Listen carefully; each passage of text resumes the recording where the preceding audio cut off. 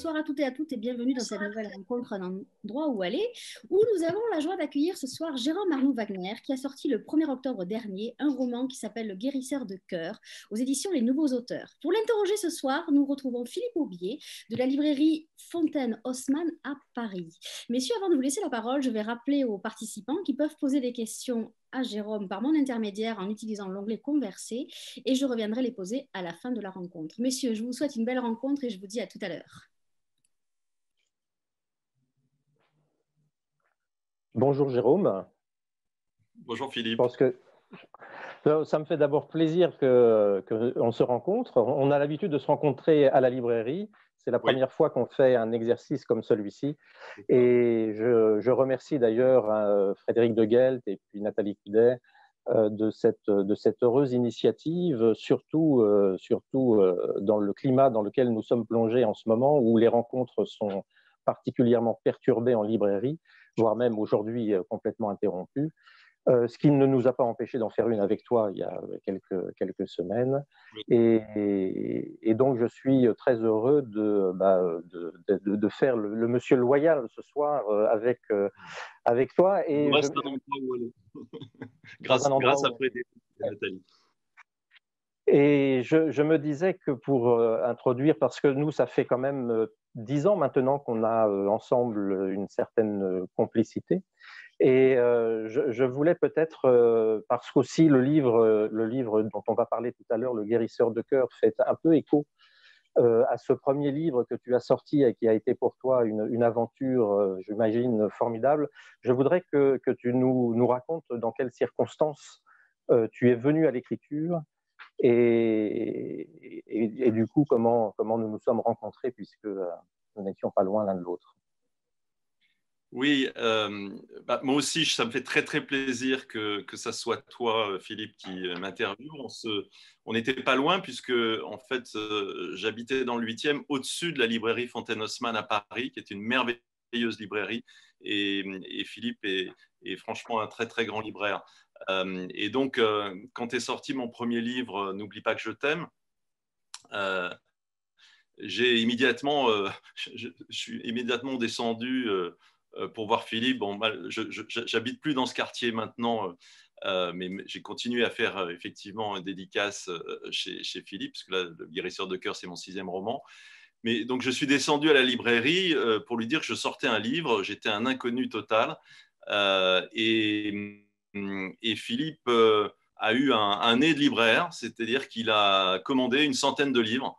Et il ne savait pas que juste après la sortie du livre, je serais reçu d'abord chez Sophie Davant sur France 2, après chez Frédéric Lopez, etc. Et que le livre allait se vendre à plus de 100 000 exemplaires. Donc, il a vendu ses 100 bouquins alors que c'était totalement, vraiment, voilà, il avait lu le livre et ça lui plaisait, il a pris le risque. Donc, ça me fait très, très plaisir que ça soit toi ce soir qui m'aide à parler dans cette période un peu compliquée de mon nouveau roman, Le guérisseur de cœur. Bon, toutes mes dédicaces, on a réussi à faire la nôtre, mais toutes les autres sont annulées, les salons du livre sont annulés, donc c'est une vraie chance. Alors, oui, tu m'as posé une question sur N'oublie pas que je t'aime. N'oublie pas que je t'aime, je rappelle le contexte, c'était mon premier livre, c'était un récit autobiographique, puisque j'ai perdu ma femme très, très brutalement suite à une erreur médicale, et je me suis retrouvé avec 2 petits garçons de 4 ans, et j'ai eu envie de raconter cette histoire. J'avais aussi envie de rester par la plume avec elle encore quelques années. Donc le livre, j'ai mis 3 ans à l'écrire, et puis après, je l'ai mis dans un placard, parce qu'en fait, je l'avais simplement écrit pour mes enfants, pour qu'ils sachent qui était leur mère, parce qu'à l'âge de 4 ans, je savais qu'il ne leur resterait pas de souvenirs. Et puis, ce livre a finalement été publié en 2010 grâce aux nouveaux auteurs. C'était un système à ce moment-là où on mettait son manuscrit sur un site internet et les lecteurs votaient. Et donc, j'ai été premier sur les 800 manuscrits qui avaient été mis en ligne. Et ensuite, j'ai été publié sous forme papier, donc sous forme d'un vrai livre. Même si j'écrivais, moi, depuis toujours, je n'avais jamais été publié. Mais je ne savais pas du tout que ce livre allait connaître ce destin et toucher autant de monde. On est en train de l'adapter au cinéma. C'est Catherine Breillat qui réalise. On attend la réponse de 2 acteurs majeurs. Donc, c'est vraiment une histoire assez incroyable et qui, en tout cas, moi, m'a ouvert la voie vers l'écriture. Et qui a connu quand même un succès considérable et qui continue encore d'être aujourd'hui plébiscité Oui, par tes lecteurs, en fait. oui, Et, il fait un peu référence maintenant à la fois pour les personnes qui ont vécu un deuil et surtout comment ils l'ont surmonté, comment ils ont repris goût à la vie. Moi, ça a été aussi grâce à mes enfants, puisque c'est une love story, mais qui aussi raconte aussi la reconstruction et mon ouverture aussi vers la spiritualité. C'est vrai qu'on dit qu'un livre est lu en moyenne 3 fois, donc 100 000, ça fait peut-être 300 000 personnes dans le pays qui a lu le livre. Il est sorti, il a été coup de cœur de Tatiana Dronet. Et puis ensuite, il est sorti en poche et il se vend encore en poche chez Pocket très très bien. Donc voilà. Après, j'ai écrit des fictions. On retrouve toujours des femmes qui disparaissent forcément parce que c'est aussi ce que j'ai dans les tripes. Mais comment dire, même si on retrouve toujours ces thématiques et que je brandis l'étendard de l'amour éternel, même au-delà de la mort, on retrouve ces thématiques dans tous mes livres, mais c'est vrai que c'est grâce à celui-ci que j'ai pu publier. alors, est-ce que d'une certaine façon, on pourrait, en reprenant une chanson célèbre, caractériser tes livres en disant que chez Jérôme Arnaud Wagner, les histoires d'amour commencent toujours mal? Parce que, et peut-être qu'on peut commencer à parler du guérisseur, il y a quelque chose qui fait que ça commence un peu, à la fois ça commence bien, mais quand même très mal. Oui, c'est l'Erita Mitsuko, hein, qui dit les histoires d'amour finissent mal. Bon, moi, elles commencent pas toujours bien parce que souvent, il y a une femme qui disparaît et c'est le cas dans Le Guérisseur de cœur où le héros, Alexandre, qui est invité dans une très belle maison à Ramatuelle pour écrire, va rencontrer son âme sœur et immédiatement, il a comme une impression de déjà-vu et il tombe de façon magnétique, fou amoureux d'une jeune femme, Laura, mais il n'ose pas tout de suite lui déclarer sa flamme et donc il n'a pas le temps d'ailleurs de la lui déclarer puisque sur le sentier du littoral, elle décide de plonger dans une crique, dans l'eau d'une crique magnifique et en fait, alors il nage après elle et qu'enfin il va pouvoir l'embrasser, eh bien, elle disparaît dans les flots, elle se noie. Et donc, il va se raccrocher à un rocher et puis il va tomber dans des d'inanition. Et quand il se réveille, eh bien, il est en l'an 44 avant Jésus-Christ sur le forum à l'époque romaine et Laura est sur le char de César en face de lui. Alors, dans une vie antérieure qu'il a eue avec elle. Il va falloir qu'il la séduise à nouveau d'ailleurs.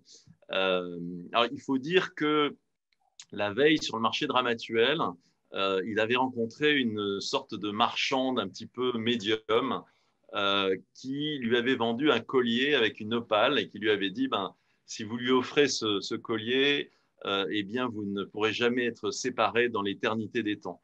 Alors, elle lui dit chiche. Et donc, voilà, donc, cette opale a des pouvoirs effectivement divins qui vont lui permettre de voyager dans différentes époques. L'opale dont on dit en France, c'est qu'il a la réputation d'être une pierre qui porte malheur. Alors, l'opale, pas forcément. Moi, alors, ce qui est extraordinaire, c'est que je ne sais pas pourquoi j'ai choisi l'opale, mais une fois que le livre a été écrit, j'ai tapé opale sur Wikipédia et j'ai vu que c'était une pierre qui, dans les temps anciens, était considérée comme faisant le lien entre la terre et le ciel. Et que d'ailleurs, en fonction de qui la porte, elle peut porter bonheur ou malheur d'ailleurs. C'est-à-dire que si on a un chakra d'amour, l'opale devient verte, mais elle peut devenir noire ou sombre quand, voilà, quand c'est des gens un peu moins bien intentionnés qui la portent. Et d'ailleurs, dans le livre, oui, vas-y. Ouais, non, vas-y, finis sur l'opale. Donc, Non, ce que je veux dire, c'est que dans le livre, puisqu'en fait, à chaque fois, vous l'avez compris, qu'il va pour vivre cette vie d'amour avec cette femme, évidemment, à chaque fois, ça va être un amour impossible et il va rencontrer d'autres femmes. Et il rencontre notamment une séductrice qui vole l'opale et donc l'opale devient noire à ce moment-là.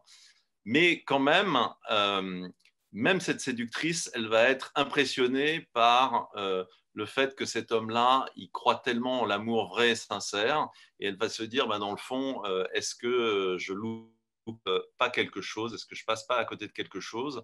Et c'est en ça que même les autres femmes qu'il rencontre qui ne croient plus en l'amour, il va finir par les guérir d'amour. Et il va découvrir que sa mission n'est pas forcément de vivre cette vie avec cette femme, mais plutôt de guérir les cœurs, et y compris ceux qui n'y croient plus.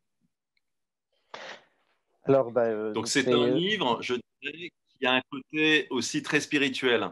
On pourrait penser que c'est simplement une histoire fantastique ou une histoire d'amour éternel, que c'est une façon aussi de redécouvrir l'histoire, mais c'est également un chemin, un peu comme on verra à la fin du livre. Je ne vais pas surtout pas vous dévoiler la fin du livre, mais on se rend compte qu'en réalité, il fait tout un chemin spirituel pour découvrir qui il est vraiment et quelle est véritablement sa mission, un peu comme dans L'Alchimiste de Paulo Coelho. Donc, il y a aussi beaucoup de spiritualité, je pense, dans ce livre. Et c'est la première fois, alors c'est à la fois un roman d'amour, c'est aussi un roman d'aventure parce qu'il se passe des choses, et c'est un roman qui mêle beaucoup l'histoire. Et peut-être c'est la première fois de mémoire que l'histoire est aussi présente dans un de tes livres. Qu'est-ce qui t'a amené à vouloir faire cette espèce de cocktail un peu inattendu? Enfin, je pense que c'est la première fois que c'est aussi présent dans un de tes romans. Alors, je pense que ce livre, il marque aussi peut-être pas une rupture, hein, parce qu'on retrouve toujours les thèmes qui m'intéressent. On m'appelle l'écrivain de l'amour, donc il y a toujours l'amour, il y a toujours cette recherche, cette croyance en l'amour éternel, mais il y a aussi, pour moi, un voyage à travers l'enfance. Je ne sais pas si je te l'ai dit, Philippe, mais mon premier roman, je l'ai écrit à l'âge de 11 ans sur un cahier de texte de 5e, et je l'ai retrouvé, il s'appelle Rêverie romaine. Voilà. Et donc, moi, je vivais à Nîmes, donc on appelle la Rome française, avec ses 7 collines, et j'étais passionné d'histoire romaine. Je lisais Quo Vadis, enfin, tous ces livres extraordinaires que me passait ma grand-mère, parce que j'ai été élevé dans une maison où on vivait au premier étage, et mes grands-parents vivaient au rez-de-chaussée. C'était une maison familiale, et j'avais une grand-mère qui était passionnée de lettres. Elle avait une bibliothèque extraordinaire, et donc elle me faisait lire tous ces livres-là. Sur qui tu as écrit d'ailleurs? Comment? Sur qui tu as écrit? Oui, j'ai écrit un livre qui s'appelle Les étincelles du bonheur, qui est un hommage à l'autre femme de ma vie, qui est ma grand-mère, qui est décédée en 99, juste avant Emmanuelle, ma femme, qui, elle, décède en 2000. Donc, à l'époque, je perds à la fois tout ce qui était mon passé, mes racines, et en même temps ce qui était à l'époque mon avenir. Donc, ça a été particulièrement violent ces années-là. Et j'avais écrit Les étincelles du bonheur, en fait, avant, mais il a été publié après N'oublie pas que je t'aime.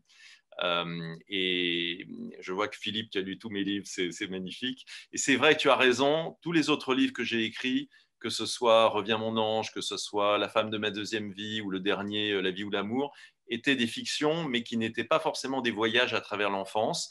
Là, j'ai récupéré mon roman d'enfance pour effectivement le remettre. Donc c'est un voyage qui est aussi à travers les temps, dont je ne pense pas d'ailleurs que le temps soit linéaire.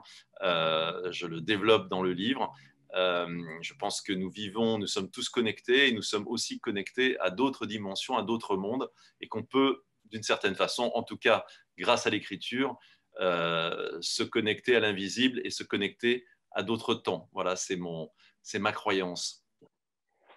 Le plaisir aussi de jouer avec le temps. À un moment donné, il y a un début de chapitre, le chapitre 5, qui commence par « Tu n'as pas le droit de changer le cours de l'histoire ». Mais c'est peut-être pour toi, en tous les cas, l'occasion de faire des romans, de produire des romans, d'écrire des romans, l'occasion justement de changer le cours de l'histoire, de jouer avec le cours de l'histoire, puisque l'histoire, c'est à un moment donné jouer de toi, dramatiquement.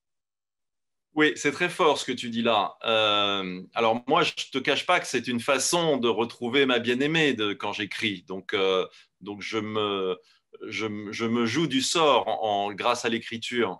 Ça, c'est vrai. Et je m'amuse aussi à jouer entre le présent et le passé, puisque notamment, il y a une enquête policière aussi dans le livre. Et l'inspecteur qui mène l'enquête, parce qu'il y a des meurtres qui se passent dans cette fameuse maison où il est en train d'écrire au bord de la mer, l'enquête que mène l'inspecteur, elle est très compliquée parce que les indices, on les retrouve en fait dans le passé, dans des vies intérieures. C'est-à-dire que par exemple, l'éditeur, on va le retrouver assassiné avec une dague qui est en vitrine dans le hall de la maison. Et cette dague, elle a justement servi à l'assassinat de César. Donc il y a comme ça des indices qu'on retrouve dans le passé. Donc c'est vrai que j'aime bien m'amuser. À un moment, il y a donc la séductrice qui s'appelle Cerise en l'an 2020 et qui s'appelle Terencia à l'époque romaine, puisqu'on retrouve aussi des personnages qui sont, comment dire, qui ont eu d'autres vies et qui reviennent sous une forme quasiment de réincarnation. Donc Cerise est en train de l'embrasser. Alors que lui, il a l'impression qu'il embrasse sa bien-aimée. Donc brusquement, il est happé dans un couloir de lumière. Voilà, donc je joue avec ce côté fantastique. C'est ce que permet l'écriture, je crois. L'écriture et un livre est une fenêtre par laquelle on s'évade. C'est également une des phrases, c'est de Julien Green que tu cites. Et donc voilà, il y a une dimension, on en a parlé, il y a l'histoire, il y a le roman policier, il y a aussi cette dimension qui est peut-être plus exploitée dans celui-ci, qui est la dimension spirituelle, et presque la foi est exprimée, enfin, peut-être plus clairement que dans tes précédents romans. Est-ce que tu peux nous en dire de cette dimension spirituelle qui accompagne tout le livre? Alors oui, avant ça, je voudrais juste revenir sur cette très belle phrase que j'adore de Julien Green, parce que c'est aussi un livre sur l'écriture. C'est qu'effectivement, j'invite le lecteur à partir dans un rêve d'enfant, dans un rêve d'imagination, dans une épopée fantastique, un peu comme les contes à l'époque. Et je crois que le roman est surtout, c'est pour ça que je suis tellement en colère que les librairies soient fermées, parce que ce sont ce sont des nourritures. Il y a les nourritures terrestres, bien sûr, mais il y a les nourritures de l'esprit. Si nous sommes des hommes, c'est que nous avons aussi besoin de nous évader, surtout quand on est confiné comme ça. Ce serait quelque chose d'essentiel, selon toi, dans le débat. Pour moi, c'est ce qui nous différencie des animaux, peut-être. Donc si on nous coupe de ça, je ne vois pas pourquoi, comment dire, les rayons de charcuterie sont ouverts et les rayons de livres sont fermés. Mais bon, ça, j'ai toujours pas compris. Mais en tout cas, ce qui est vrai, c'est qu'il y a cette spiritualité qui est évidemment très affirmée dans ce livre-là. Peut-être c'est un pas.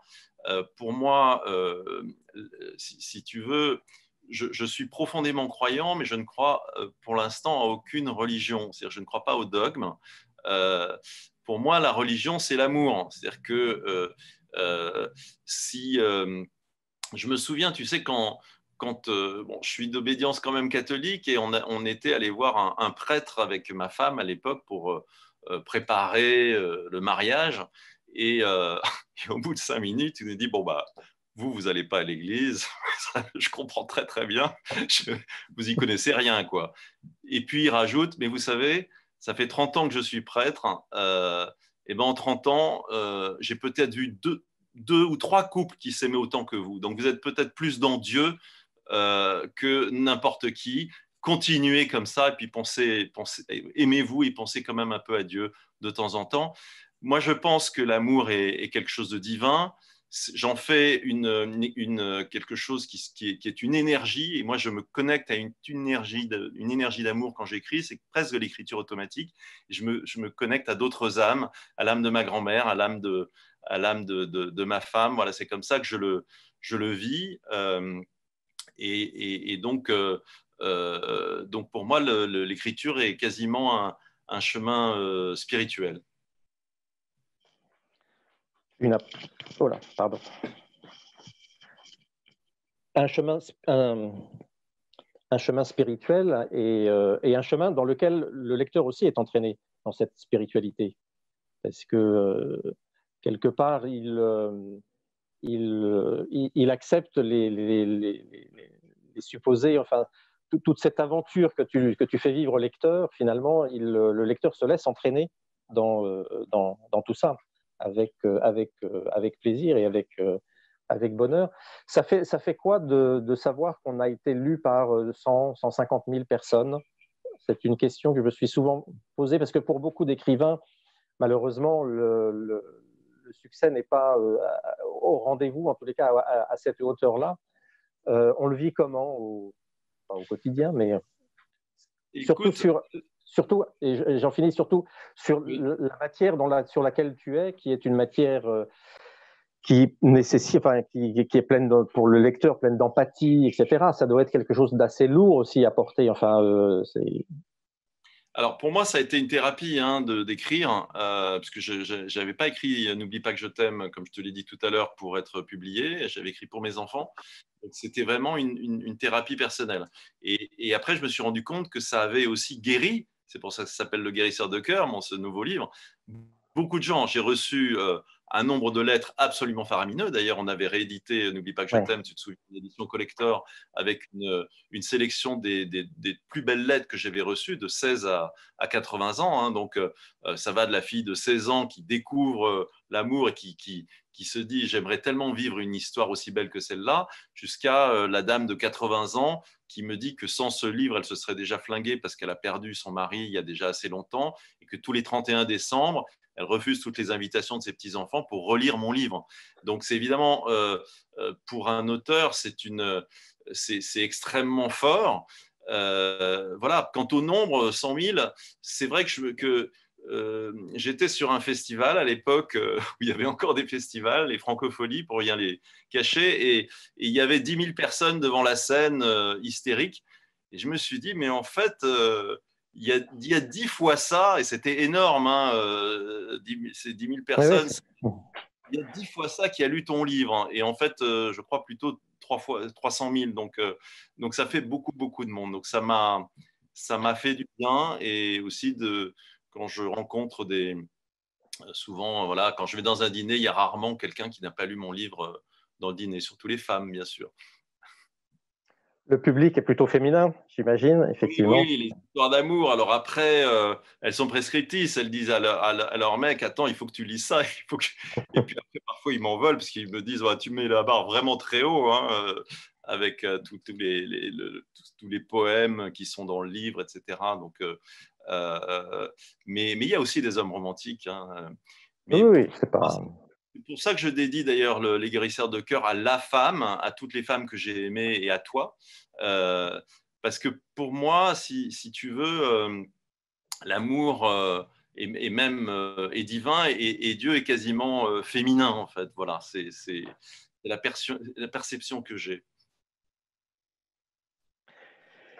Qu'est-ce que tu prépares, à part le film, donc de l'adaptation? Est-ce que derrière, il y a d'autres projets? Donc là, tu nous disais que c'était finalement tu es allé rechercher un manuscrit qui datait de ta jeunesse.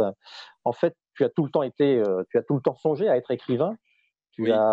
Finalement, il y a cette histoire qui a été avec ton épouse, avec Emmanuel, qui a déclenché, qui a déclenché ta vie d'auteur publiée, mais sinon tu portes en toi en fait le désir permanent d'écrire des choses. Tu écris tout le temps.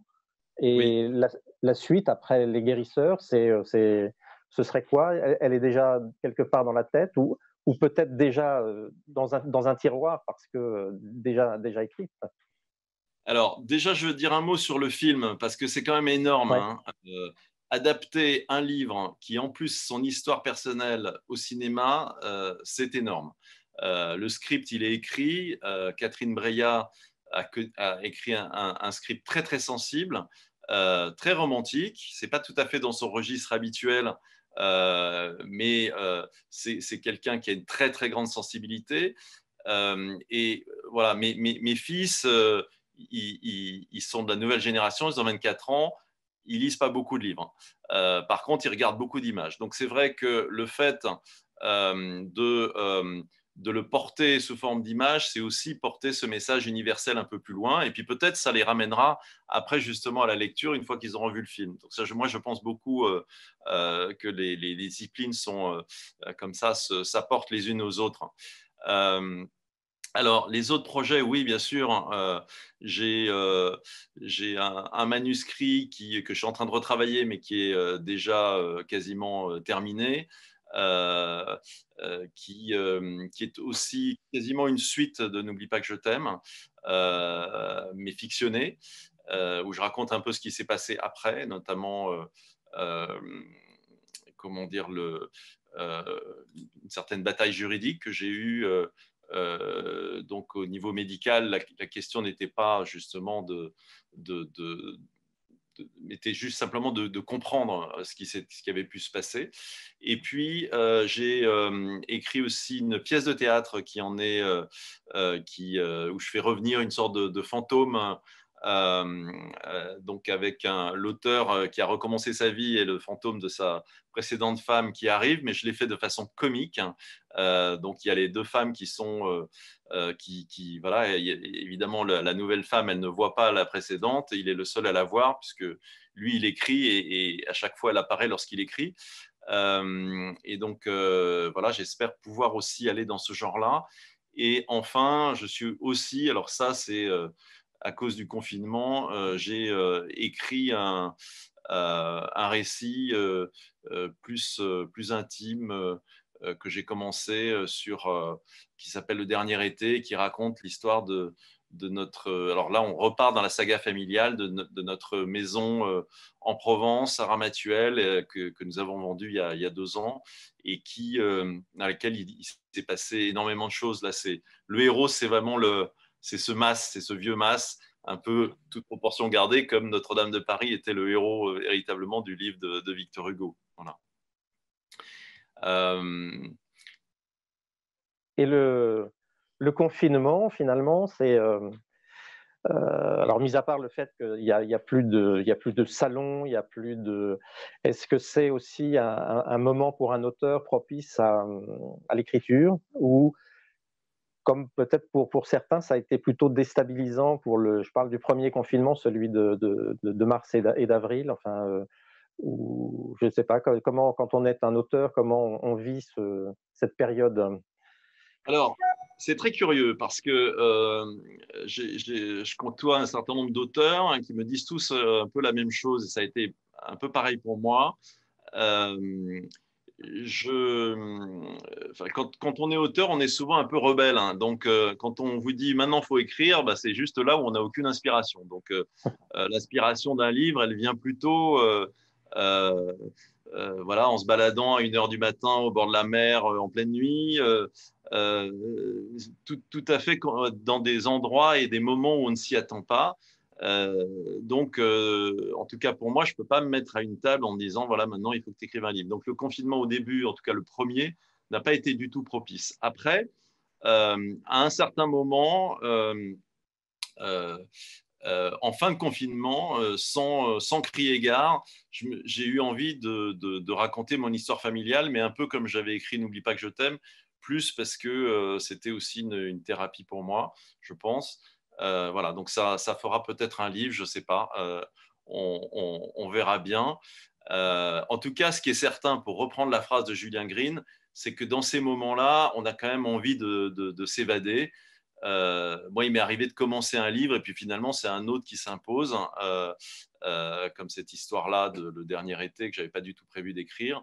Et du coup, j'ai laissé celui que j'étais en train d'écrire sur le côté. On a un moment, on a envie de s'évader. Et je crois qu'il y a une autre phrase d'ailleurs qui me vient en tête, que je cite dans le livre, qui est une phrase de Boris Vian, où il dit, je ne me souviens plus de la citation exacte, mais que cette histoire est vraie puisque je l'ai inventée. Inventé. Voilà. Et ça, j'aime bien aussi cette phrase parce que dans Le Guérisseur de cœur, ça peut paraître un peu rocambolesque. C'est une histoire vraie puisque je l'ai inventée. Voilà, c'est ça exactement la citation.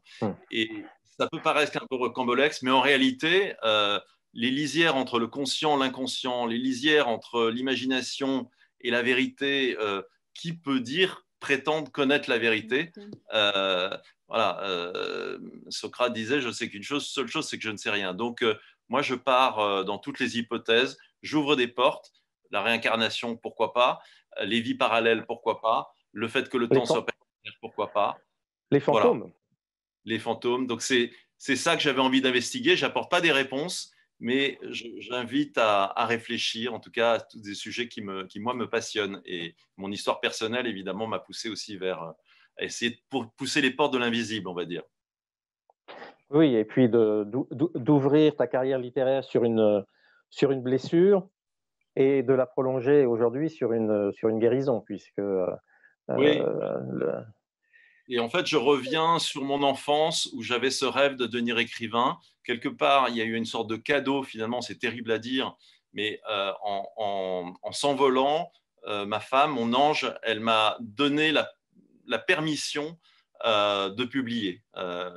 Et donc, je reviens à mon rêve d'enfant qui finalement se réalise. Et maintenant, j'écris des fictions et je pars dans l'imagination. Il faut en tous les cas, si on peut donner envie aux gens d'aller acheter, enfin d'aller lire le Guérisseur de cœur, il faut dire que si on aime les histoires de fantômes, et des histoires de fantômes qui ne font pas peur, c'est un livre charmant et plein de vie derrière et plein d'espoir surtout, que tu portes là avec ce livre. Mes livres sont toujours pleins d'espoir. Je crois que N'oublie pas que je t'aime, parce qu'il y a eu plein de livres sur le deuil. Pourquoi N'oublie pas que je t'aime a plu, à mon avis, à mon humble avis, c'est parce que justement, il donne les clés pour se reconstruire et pour reprendre goût à la vie. Moi, ça a été aussi grâce à mes enfants, en apprenant à faire la cuisine, en aimant mes fils, en leur donnant le bain à l'âge de 4 ans alors que j'étais un mec tout seul. Donc ça aussi, moi, je suis toujours très, très positif et j'essaie de mettre un peu d'énergie positive dans le monde. Par mes livres, c'est ma mission de guérisseur de cœur, voilà. Alors je ne sais pas combien de temps il nous reste parce que j'ai reçu ce matin une très très belle lettre d'une lectrice et je voulais en lire un mot. Alors je ne sais pas, toi tu voulais lire aussi un passage du livre Non, mais je pense que c'était D'accord. livre, c'est peut-être mieux de lire. On a combien de temps encore? 5 minutes? Allez-y, Jérôme, allez-y. Alors, cher Monsieur Wagner, quand je commence à écrire cette missive, j'ai terminé la lecture de votre dernier livre il y a moins d'1 heure, alors que je n'avais commencé ma lecture que la veille. Il m'aura fallu moins de 5 heures pour arriver à la 300e page. Pour moi, c'est un petit exploit. D'ordinaire, je lis très, très, très lentement. Ça aussi, c'est quelque chose que j'ai envie de faire, c'est de donner aux gens l'envie de lire, même ceux qui lisent peu. N'oublie pas que je t'aime m'avait bouleversé au point de m'arracher des larmes. Le guérisseur de cœur m'a touché par les thèmes que vous y abordez. Ils ont résonné en moi comme une évidente réalité, car ces thèmes, je les vis au quotidien, pour certains depuis des années. L'amour éternel, l'amour infini, le coup de foudre, croire en l'amour au-dessus de tout, tout cela, je le vis depuis 25 ans aux côtés de mon compagnon. Alors, c'est marrant parce qu'ils se sont rencontrés le 4 janvier, qui est ma date de naissance. Enfin, bon, ça, c'est toujours les synchronicités. Dans votre dernier livre, vous abordez les thèmes des vieilles âmes, des âmes jumelles, des anges gardiens, de la psychogénéalogie, du transgénérationnel, du choix de l'incarnation des âmes, du pouvoir des pierres. Voilà, 3 points de suspension. Et la lettre fait 3 pages, hein, donc je ne vais pas vous la lire, mais en tout cas, ça donne peut-être, Non, en tout c'est cas, pas. du livre. C'est une belle lettre de lecteur et je l'ai reçue ce matin. Donc, ça répond à ta question sur les cadeaux qu'on a lorsqu'on écrit. Voilà, ça c'est un très beau cadeau. C'est pour ça que je pense que l'écriture est guérisseuse, comme la lecture est guérisseuse. Et vous, messieurs et madame les libraires, vous êtes aussi des guérisseurs. Donc là, c'est vraiment un coup de gueule parce que, bon, même si vous faites tout avec le click and collect, voilà, je ne comprends pas, même si on donne certaines horaires, je ne vois pas en quoi ça peut poser un problème de réouvrir les librairies sur certaines horaires. Voilà. C'est un vaste sujet. un vaste sujet, oui, tout à fait. Vous m'entendez ou pas? Oui, vous m'entendez là? Oui. Non, parce que excusez-moi, je vous ai quitté, j'ai eu une coupure réseau, donc je croyais que je n'avais plus de son. Donc je suis revenue, alors j'ai eu une brève apparition, c'était juste pour prévenir que je ne m'amusais pas avec les touches, c'est que j'ai eu une coupure réseau. Alors il y a eu plein de questions, mais comme Philippe a bien mené l'entretien, il y a eu beaucoup de questions par rapport justement aux 100 000 lecteurs, savoir en quoi ça changeait, est-ce que ça mettait la pression pour l'écriture des autres ou pas? Ça c'est en gros ce qui revient dans les questions. Oui, alors moi j'écris vraiment pour le plaisir. Je pense que si on pense au côté commercial, on écrit mal. Donc j'essaie de faire totalement abstraction des chiffres. J'écris parce que j'ai envie de transmettre des messages. Ça, c'est ce que j'ai au fond de moi. J'ai envie d'apporter ma pierre dans le monde. C'est très, comment dire, ça manque peut-être de modestie, mais en tout cas, c'est pour ça que j'écris. Donc, on a parlé tout à l'heure des Étincelles du bonheur, hein, dans laquelle je raconte cette relation extraordinaire que j'avais avec ma grand-mère. C'est un livre que j'ai très peu vendu.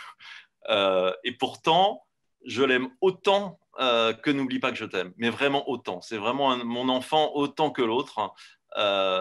Bon, c'est peut-être un livre d'ailleurs qui sera redécouvert après. Le succès d'un livre, c'est parfois, enfin, vous le savez mieux que quiconque, c'est bon, moi, ça a été une semaine après Sophie Davant qui m'appelle, qui me reçoit sur le plateau, et à ce moment-là, ça s'est mis à crépiter au Standard parce qu'ils avaient tourné un petit film avec des archives de ma femme, etc. Quand je suis rentré, mon mail, mon Facebook était inondé. Donc, c'est vrai que c'est aussi le pouvoir de la télévision. Il y a eu de la chance. Moi, je pense que c'est pas que de la chance. Je pense que c'est pas uniquement non plus un talent littéraire. Je pense que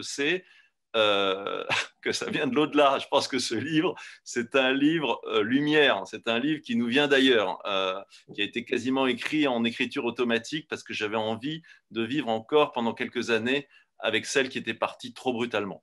Donc c'est pour ça que ce livre, il devait se vendre largement et faire un film. Et ça ne veut pas dire, évidemment, mes autres livres ne se sont pas vendus à ces scores-là.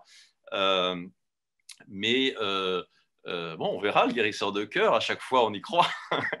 Mais c'est vrai que tu as raison, c'est une étape supplémentaire dans mon parcours littéraire parce que les autres livres, je dirais, parlaient toujours d'une seule femme, même si elle disparaissait, il la retrouvait. La femme de ma deuxième vie, c'est une histoire aussi de réincarnation entre la France et l'Inde. Reviens mon ange, c'était aussi j'étais parti d'un scénario qu'avait écrit ma fan, que j'ai continué, que j'ai transformé en livre, une histoire qui se passe où un homme qui tombe dans le coma communique avec celle qu'il aime, qui est partie vivre aux États-Unis, qui a épousé un homme complètement bipolaire et elle est en danger. Donc, il y a toujours des histoires de connexion. Pour moi, la connexion entre deux êtres, c'est la force la plus puissante de l'univers. Hein. Donc, elle s'affranchit du temps, elle s'affranchit de la mort, elle s'affranchit de l'espace. Donc ça, c'est mes messages. Mais voilà, donc je n'essaie pas de plaire quand j'écris. Alors Nicolas voudrait savoir si votre roman c'est un voyage, une enquête ou une quête. Alors, c'est un voyage et une quête, c'est pas une enquête. Bon, même s'il y a une enquête policière au milieu, mais je dirais c'est plus un prétexte je dirais pour tenir en haleine le lecteur. Mais c'est véritablement un voyage, ça c'est clair. C'est un voyage dans les temps, c'est un voyage dans l'histoire. Ça nous permet de redécouvrir aussi certaines périodes de l'histoire. Moi, en tout cas, j'adore l'histoire, l'époque romaine. J'adore Venise et au XVIe siècle. Au départ, pour rien vous cacher, je voulais faire plein d'autres époques. Je voulais faire toutes les époques que j'aime. Je voulais faire la chevalerie, je voulais faire les années folles. Voilà. Et puis, au bout de 300 pages, je me suis arrêté. Peut-être ça pourrait donner lieu d'ailleurs à une adaptation en série un jour, hein, et on pourra après continuer à ce que ce guérisseur de cœur il puisse vivre retourner dans d'autres vies antérieures. Voilà, donc c'est un voyage. C'est une quête, oui, parce que c'est une quête pour chercher qu'est-ce qu'il y a derrière là, ce mur invisible. Quelle est notre raison pourquoi on est sur Terre? Est-ce que nous avons des anges gardiens? Est-ce qu'il y a d'autres dimensions? Je crois que c'est des thèmes finalement qui sont de tout temps, mais qui sont très actuels. Je suis allé voir avec mes fils le film Tenet là, de Dolan. On est en plein là-dedans, hein, et ça plaît beaucoup aux jeunes qui sont passionnés par. Les jeunes d'abord sont passionnés par l'amour sincère et authentique. Ils reviennent à ça et on sort d'une vague qui est un peu consumériste, etc. Les gens réfléchissent beaucoup en ce moment. S'il y a peut-être un mérite à ce confinement, c'est peut-être ça. Et c'est pour ça qu'on a besoin des livres à ce moment-là, justement, parce que c'est le livre qui nous permet de voyager, d'analyser, de comprendre, de faire un point sur soi. Et donc, voilà, je crois que ce sont des thèmes depuis toujours, qui sont là depuis toujours, mais qui sont archi-modernes. Alors, il y a Aurélie qui vient de poser une question. Comment travaillez-vous pour être dans une autre époque? Alors, d'abord, vous avez remarqué, je choisis des époques que je connais déjà bien, que j'aime, et donc sur lesquelles j'ai déjà beaucoup lu. Bon, après, évidemment, je fais beaucoup de vérifications sur les personnages, sur même la façon dont ils sont habillés. Je vais les regarder comment était habillé un doge à Venise au XVIe siècle. Voilà, je fais aussi très attention de respecter l'histoire. Il ne s'agit pas de modifier l'histoire et les faits. C'est pour ça d'ailleurs qu'elle lui dit ah, mais tu n'as pas le droit de changer le cours de l'histoire, parce que lui, il avait envie d'empêcher Alexandre, le guérisseur de cœur, il avait envie d'empêcher le meurtre de César, parce que comme celle qu'il aime est la nièce de César, et lui, il sait que César va être assassiné au Sénat, dans la curie, voilà, mais bon, avant qu'il empêche ça, il est rebasculé au XXe siècle, donc il ne change pas le cours de l'histoire. L'écriture de ce roman a pris combien de temps et quelle est la part de le temps sur la recherche et après l'écriture pure? Alors, c'est un livre qui a été assez long pour moi à écrire. Et en plus, je l'écris depuis l'âge de 11 ans, vous voyez. Donc, donc c'est un projet très ancien. Mais il a été assez long parce que j'avais beaucoup de matière. Il y avait mon roman d'enfant, avec l'écriture d'enfant. Il fallait que je le réécrive avec mon écriture d'adulte. Il y avait il était beaucoup, beaucoup plus long au départ. Et là, j'ai fait un travail extraordinaire grâce à mon éditrice qu'il faut que je cite, Ambre Rouvière, donc des éditions Les Nouveaux Auteurs 2, donc qui aujourd'hui, les nouveaux auteurs, donc j'ai été découvert par les nouveaux auteurs, et les nouveaux auteurs avec le groupe Prisma a maintenant monté les nouveaux auteurs 2 qui permet de continuer à publier des auteurs qui ont été découverts par le système Internet dont je vous parlais, mais qui continuent à publier et qui ne sont plus des nouveaux auteurs du coup. Et Ambre a fait un travail extraordinaire. Elle a repris tout et elle m'a dit, bon, c'est trop long. Deux, il faut qu'il y ait beaucoup plus de cohérence parce que la difficulté, c'était de passer d'une époque à l'autre. Hein. Donc, j'ai trouvé comment dire, ce subterfuge grâce à un de mes fils d'ailleurs, qui est très rationnel, de l'opale. C'est-à-dire à chaque fois qu'il va serrer l'opale contre son cœur, c'est là où il est aspiré dans le couloir des temps. Et puis, bon, elle a aussi une opale jumelle, ce sont des âmes sœurs, donc les deux opales, quand ils sont ensemble, elles se mettent à clignoter, à vibrer à l'unisson, on va dire. Donc, Et c'est en ça qu'elle se dit, bah, attends, d'où il sort celui-là? Il me dit qu'il vient d'un autre temps. Parce qu'au départ, elle le prend vraiment pour un rigolo ou quelqu'un qui cherche à la draguer en lui racontant des histoires. Donc, je pense qu'il y a aussi de l'humour dans le livre. Et donc, voilà, donc c'est un point, ça, qui pour moi est vraiment important. Et Marie voudrait savoir ce que lit Jérôme Wagner comme littérature. Alors, moi, je lis tout. Je lis bon, mes livres préférés, quand même, les livres qui m'ont marqué dans ma vie, c'est La promesse de l'aube de Romain Gary. Je vous ai raconté cette histoire d'amour incroyable que j'avais avec ma grand-mère. J'ai retrouvé dans La promesse de l'aube voilà, parce que pour moi, l'amour, ce n'est pas juste uniquement l'amour entre un homme et une femme. C'est pour ça que je parle d'amour divin. C'est l'amour qu'on a pour une grand-mère, qu'on a pour ses enfants, qu'on a pour autrui, tout simplement. C'est pour ça que, maintenant faisant partie quelque part des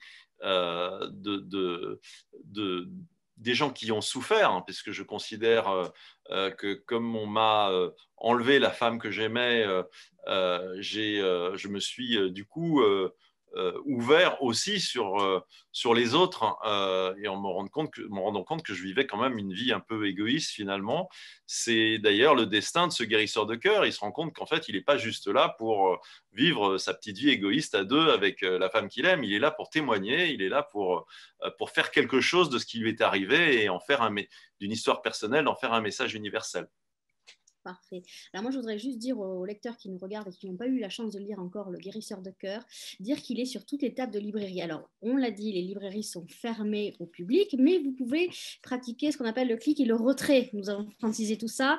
Vous pouvez appeler Philippe à sa librairie, donc la librairie Fontaine Haussmann à Paris, lui commander le livre et aller le chercher, ou alors sur un site marchand. Vous pouvez aussi aller sur notre site Un endroit où aller, où nous avons un petit bouton qui s'appelle Acheter le livre. Donc, si vous avez vraiment envie de l'acheter ce soir, vous pouvez le faire aussi.